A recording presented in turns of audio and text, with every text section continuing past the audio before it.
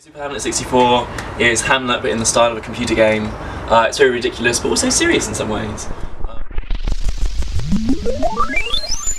seen loads of shows about computer games before and I've always been really disappointed with them. Like, they all seem to be made by people who've never played computer games before, and I'm a huge fan of computer games, so I was like, I really want to do that. And then I ended up choosing Hamlet because I do loads of Shakespeare, and also the nature of choice was interesting because computer game design is all about choice. It's about like clever design. It's all, every moment you have another choice, another choice, another choice, and you go, oh, do I do this, do I do this, do I do this? And then you play on that and go, oh, what happens if the player does this choice, or we put them in this tricky situation?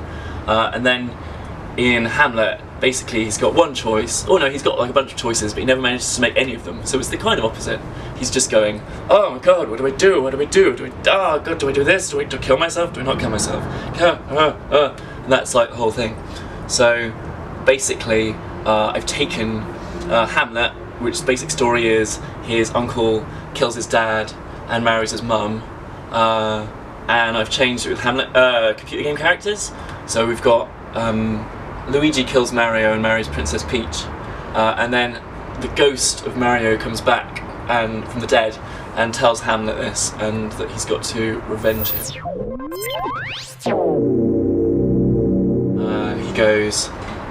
He's got this like quest, and he just goes, oh, I've got to kill my uncle, and he's there, and his uncle's there in this chapel, and he's like, oh my god, I've got to do it. But if I kill him, what does that make me? And he's really like weak. If it was like a Greek tragedy, he would have done the murder, come on stage and be like, I have my uncle's bloody head, and now I will marry my mum or something. But in Shakespeare's time, he was like, no, no one would actually do that. He gets to the situation, he's like, I can't kill someone, I'm like a normal person, how could I do that? But in my version, he doesn't do so much of that. Instead, he just tries to kill him, but Luigi's like a much higher level character, so he dies again and again and again, and he's got loads of lives, so he just keeps coming back, and he's like 1,000 different ways of trying to kill him, and loads of different types of computer game.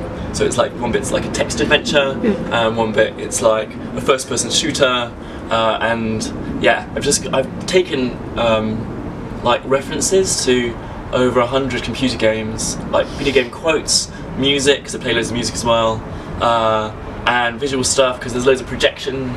There's like this big archway with all these projections and stuff, and some of it's like I'm just acting with physical weirdness, and then other stuff you've got all these projections that I'm interacting with. So I've got like hundreds of references, and then I've rewritten Hamlet with all these video game quotes and all these references, and made it comedic and cool. No, he's not got any special powers. He's very unspecial.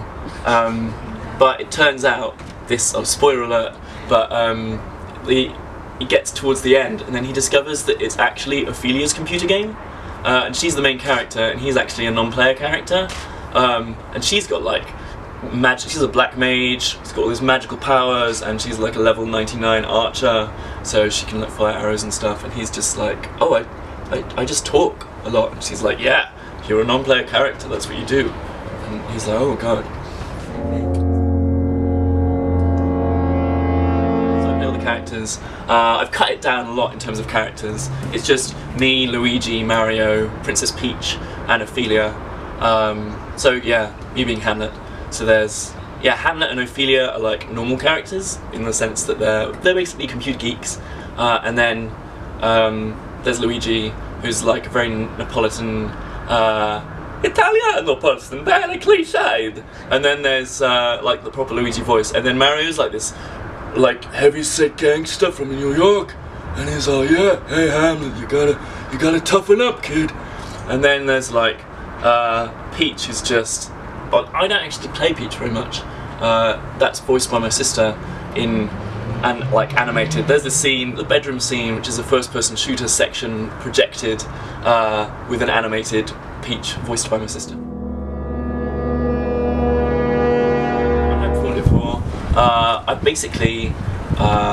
I did a scratch performance in 2015 of it, just 15 minutes, and then last year I sort of developed it up and did an hour-long version as the finale of a 24-hour Shakespeare-a-thon with this company, Red Rose Chain in Ipswich, who I work a lot with. I was working with them, and they were like, basically I was planning on spending like 3 months workshopping this with a variety of people from outside sources, all sorts of people coming together to make it, and they were like, oh, we've got this Shakespeare-a-thon in 3 weeks, do you want to do a show for it? It's like, 3 weeks isn't enough. But I just madly put it together in 3 weeks, and it worked out really well and was really successful. So I've just taken it away, and I've improved the script and stuff, and I've got the abilities of David Cousins and Darius Powell, 2 amazing animators, to come and create these incredible projections.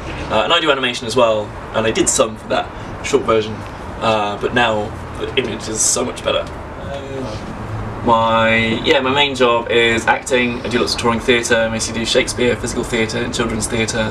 I've done like King Lear and Bottom and Malvolio and Prospero. I just played. So I play basically all the eccentric people, which is really fun.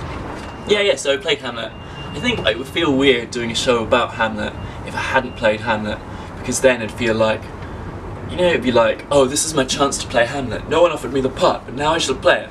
But I did that, that was one of my first few jobs. I was like 23. I did this tour around Italy, and it was really good. It's like an amazing play. But yeah, so I feel like I've done that, and now with this, it's like just reimagining it in a different way. You put it on, and there's like the big name of the moment who's playing Hamlet, and then people come and they see and they go, oh, how are they going to do that speech? Oh, interesting, they did the to be or not to be speech like this, or oh, they did it like this, oh, how interesting. And then for the actor, it's like a huge ego thing, it's like, I'm playing Hamlet, oh my god, it's so important. But like, it sort of often misses the point of the play, which to me is a philosophical exploration of the human nature and man's nature, and just how we cope with things. It's all these speeches that just like philosophically dissect life, and as ridiculous as it might sound, I've tried to bring it back to that through video games. So it is very ridiculous, but one of the things we learned at Lecoq is all about having like double images. So you get one thing that's completely ridiculous and funny and you laugh, and then at the same time there's some other image there at the same time and you go, oh wow. And I find that's the best way of getting something across, because you get a whole varied like experience. You don't just get you get all the shades, all the different colours, and then you pick up all sorts of stuff.